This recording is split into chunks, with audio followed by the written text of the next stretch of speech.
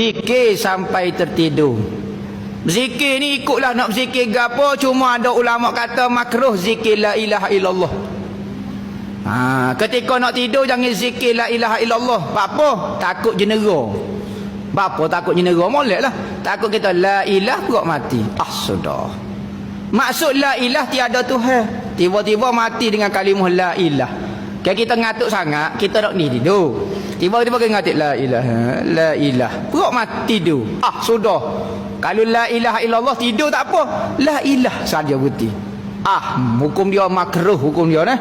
Jadi kalau nak tidur jangan zikir la ilaha illallah, zikir Allah Allah ko, zikir selawat ko, zikir subhanallah, tak apa kalau subhana tidur. Tak apa, tak berubah makna.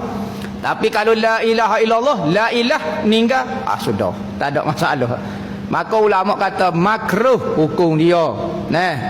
Imam Nawawi sebut dalam kitab apa dia Azkar, Azkar Imam Nawawi. Makruh ngatik la ilaha illallah. Masuk segar tak apa lagi, masuk mata duk cerah lagi boleh.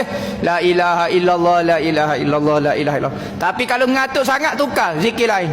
Subhanallah ko, selawat ko, Allah Allah ko, boleh pahala belakang. Sebut nama Tuhan ni boleh pahala dah. Sebut tak payah berdoa, tak payah sebut nama Allah saja boleh pahala. Ar-Rahman saja boleh pahala. Ar-Rahim saja boleh pahala. Ya Jalali wal Ikram, ya Allah ya Allah ya Allah ya Allah. Boleh pahala belakang. Kalau boleh amal, sebut ya Allah 96 kali sehari. 96 kali sahaja sehari. Kerana makna Allah itu berangka dia, jumlah Allah itu bersamaan dengan 96. Maka kita berzikir ya Allah ya Allah ya Allah 96 kali. Sehari buat sekali. Dengan niat gapo dia adalah hati kita, hajat kita gapo dia, sebut ya Allah ya Allah ya Allah 96 kali. Hajat gapo dia ikutlah, hajat dunia, hajat akhirat. Lepas kita minta hajat belaka, kita kata ya Allah ya Tuhanku, namamu nama Allah. Maka aku tak tahu gapo dia hok molek bagi aku, mu berilah gapo dia hok nampak molek bagi aku. Hok mu nampak molek, jolo mu beri belaka, aku tak tahu.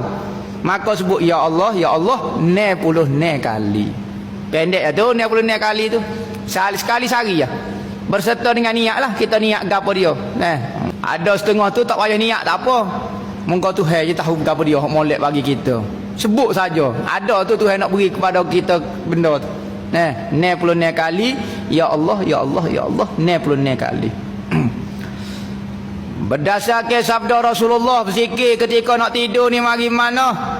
Hadis Nabi kata jika seorang berbaring ke tempat tidurnya, maka malaikat dan syaitan berebut mendatangi dia. Apabila seorang nak tidur maka syaitan dengan malaikat berebut apa dia?